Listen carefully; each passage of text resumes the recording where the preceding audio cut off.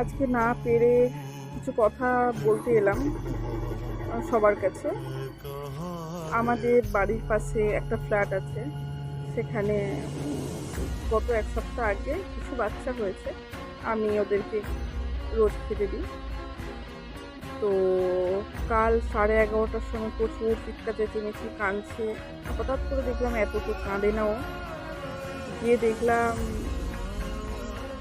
এমন ছেলেরা পাড়ার বাচ্চাদের যেখানে থাকে সেখানে বাজি ফাটিয়েছে, হু করে আগুন লেগে গেছে। আর একটু যদি লেট হতো কোনো বাচ্চাকে বাঁচানো যেত। ভাষা নেই আমার কিছু বলার, কি বলবো, আর কিছু বলার নেই আমার।